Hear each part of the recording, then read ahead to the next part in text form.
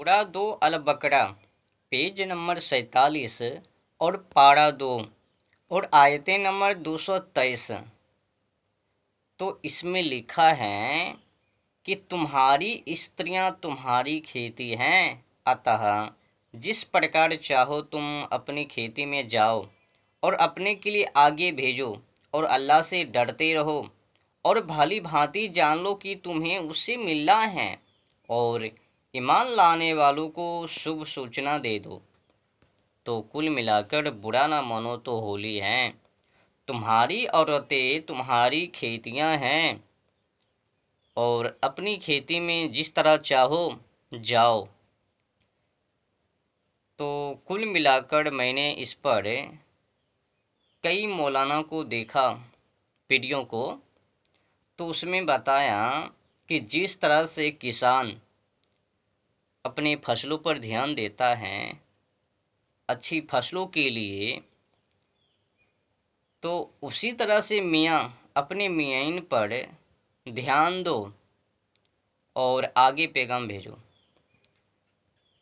तो इसमें समझने की बातें ये हैं, जब उदाहरण खेती की है, स्त्री को खेती बता दिया, तब तो इस पर तर्क वितर्क खूब हो ही जावे। तो मियाँ साहब ने उदाहरण तो लोगों को फुसलाने के लिए, बहकाने के लिए नीचा कर दिया और अच्छी नस्लों के लिए कुछ भी बक दिया कि किसान की तरह ध्यान दो अपने मियाइन पर। तो अर्थ एक ए अर्थ तो निकलता ही नहीं है। वाजिब अर्थ तो ये है, जब लिखा ही है कि तुम्हारी स्त्रियां तुम्हारी खेती हैं, अतः अपने खेतों में जिस तरह चाहो जाओ। तो कुल मिलाकर इसका अर्थ यही है कि जिस तरह से किसान अच्छी फसलों के लिए, अधिक से अधिक पैदावार के लिए यानी उपज के लिए कड़ी मेहनत करता है, संघर्ष करता है और खेतों से जंगल साफ सुथरा, दवाई इत्यादि इत्यादि सामग्री डालता है। अच्छा बताओ, किसान मेहनत क्यों करता है? अधिक ध्यान फसलों पर क्यों देता है? अधिक से अधिक उपज के लिए, दाना के लिए। ऐसा तो नहीं कि एक ही दाना होवे, मोटी मोटी लंबी लंबी सुंदर सुंदर दाना होवे, ऐसा तो नहीं है ना।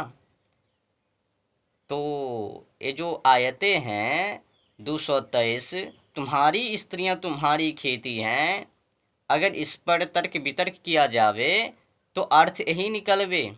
पर मौलाना ने लोगों को बहकाने के लिए और अपने काम को बनाने के लिए, उनको तो अधिक से अधिक जनसंख्या चाहिए।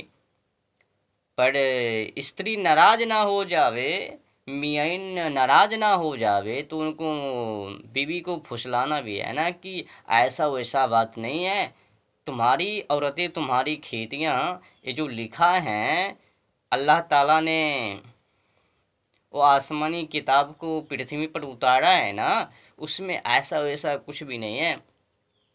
तो बीवी को मनाने के लिए फुसला लिया बीवी को और कुछ भी बोलकर भगा दिया कि ऐसा वैसा नहीं है। किसान जिस तरह से फसलों पर ध्यान देता है, तो मियाँ का भी अधिकार है कि अपनी मियाइन पर ध्यान दे, अच्छी नस्लों के लिए, बच्चों के लिए। उसने कभी ये नहीं बताया कि किसान अधिक से अधिक दाना के लिए कड़ी मेहनत करता है, तो मियाँ भाई मियाइन से अधिक अधिक और क्या बताऊं मैं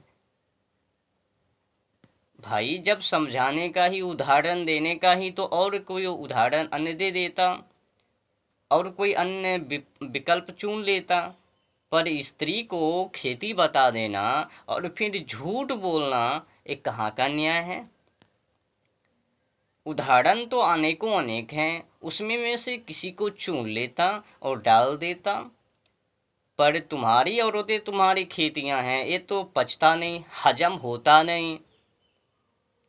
अगर बड़े विद्वान इनको पढ़वे तो कभी भी इनको सही ना कावे, उचित ना कावे, अनुचित ही कावे। पर जो बुद्धि विवेकहीन होवे, वो जो भी वोट के चक्कर लालच में